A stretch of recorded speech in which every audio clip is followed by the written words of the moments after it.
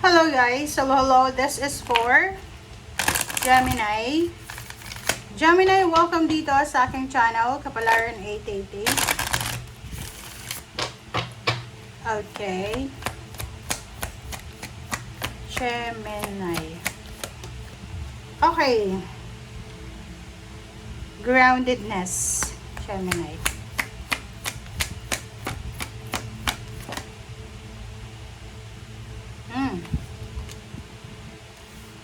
Gemini, pa-comment sa comment section. Binubuli ka ba?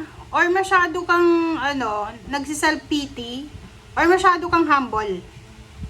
Kasi sa nakikita ko sa'yo dito, sinasabi ng bara sa'yo na medyo bawasan natin yung sobra-sobrang pagiging humble, siguro.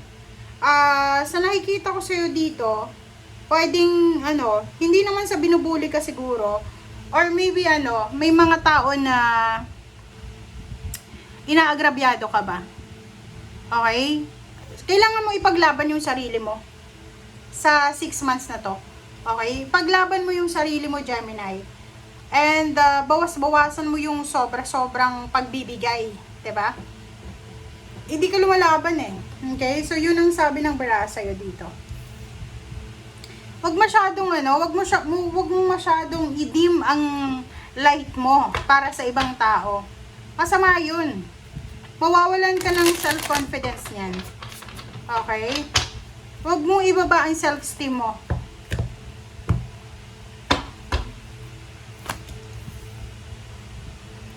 Okay, 2 of Swords. The High Priestess. 4 of Cups. Death card, Hangman, and 7 of Swords. Okay, 2, 4, 6. Okay, sa nakikita ko sa'yo dito, 2 of Swords and High Priestess,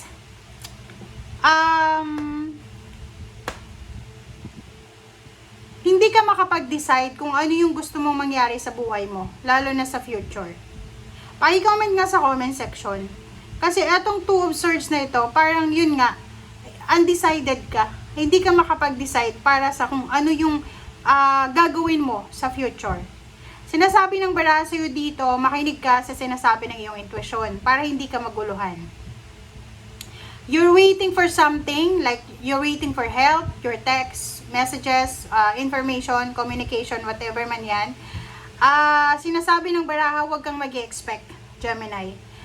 This 6 months na to, huwag kang masyadong mag-i-expect ng tulong or something kasi hindi siya matutuloy. Kung ano man natulong yan, whatever messages, whatever ano ba yan, na hinahanap mo, hinihintay mo, pwedeng mahangyan, pwedeng hindi yan matuloy.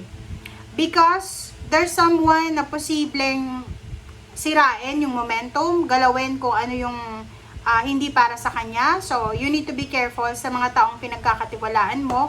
Kasi sila mismo, yun nga sabi ko sa'yo dito, o tingnan mo Gemini. 'Di ba?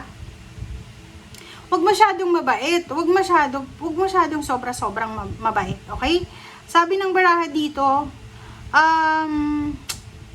yun, hinahayaan mo lang yung mga tao na abusuhin ka. Hinahayaan mo lang yung mga tao na kontrolin yung sitwasyon, kontrolin ka, traidorin ka, parang ganon. You're dimming your light eh. Mali yun guys, mali. Okay? Wag mong i-dim ang light mo, wag mong i-dim yung kung ano yung strength mo para lang sa ibang tao. Okay?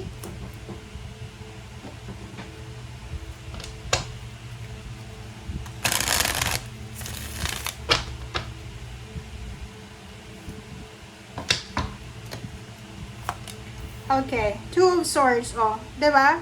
Sabi ng bara sa'yo, everything happens for a reason. Pero, we have an accountability sa lahat ng actions natin.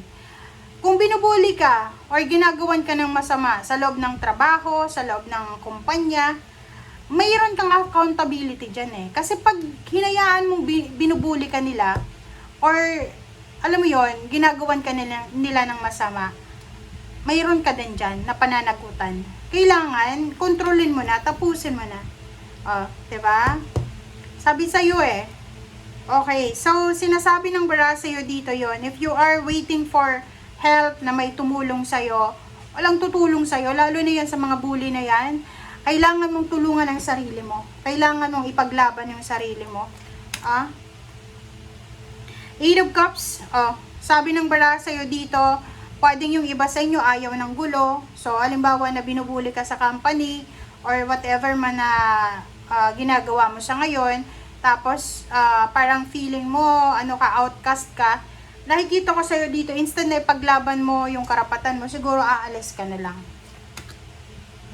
Sabi na eh. So, sa nakikita ko sa'yo dito, kailangan mo daw ng magpakatatag. Okay? Ang sinasabi ng bara sa'yo dito, Gemini, na kailangan mong maging malakas. Kailangan mong maging matatag. Kailangan mong maging strong. Okay? Kasi kung hahayaan mo lang yung mga taong yan, mas lalo ka nilang sasaktan. Mas lalo ka nilang aabusuhin. I don't know kung sino ba yan. Be powerful, guys. Ipaglaban yung dapat ipaglaban. Okay? Nakikita ko sa'yo dito, masayahin kang tao, pero malimit ka ng tumawa, parang ganon. Sabi ng bara sa'yo dito, Gemini, na yung future mo daw ay sobrang positive. Tingnan mo, there's a promotion, there's a celebration of success, there's a wish fulfillment, there's a financial balance, there's a lump sum of money. Yung King of Pentacles dito, pwedeng lump sum of money or pwede siyang huge amount of money siya. Okay?